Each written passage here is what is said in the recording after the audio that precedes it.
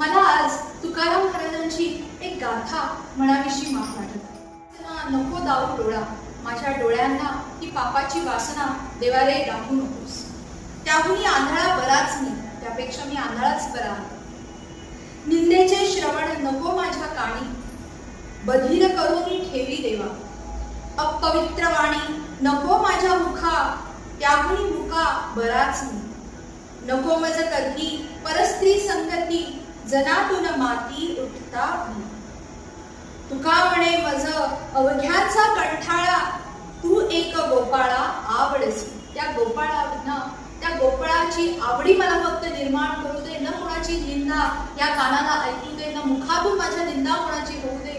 तुकाराम महाराज ह्या गाथेमधून अगदी किती सहज सांगते, मला कोणाच्याही निंदेचा तू पापी होऊन देऊ नकोस. माझ्या कानामध्ये सतत तुझे नाम असू दे, माझ्या मुखातून सतत तुझे नाम असू दे, आणि तुझीच आवडी माझ्या मनामध्ये, माझ्या हृदयामध्ये, माझ्या कणाकणामध्ये फक्त तुझ्याच बद्दलची आवडी माझ्या मनामध्ये असू.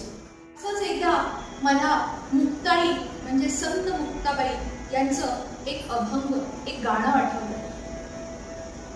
संसार म्हटला की लोक निंदा नालस्ती करणारच. त्याच निवृत्तीनाथ महाराज, सोपान महाराज, मुक्ताई अगदी लहान होते, आई वडील नव्हते त्यांचे.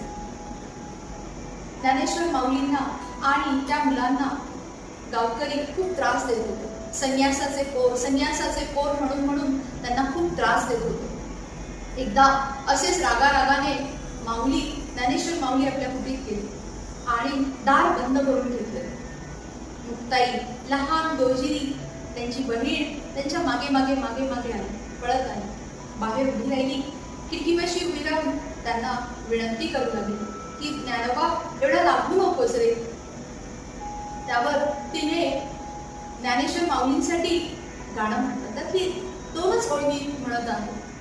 आई नाही बाप नाही, डोळ्यातून वाहे पाणी, काठी उघडा ज्ञान देवा, मुक्ता करी विणवणी. आई नाही बाप नाही, डोळ्यातून वाहे पाणी, काठी उघडा ज्ञान देवा, मुक्ता करी विणवणी. आई नाही बाप नाही, डोळ्यातून वाहे पाणी, काठी उघडा ज्ञान देवा, मुक्ता करी विणवणी.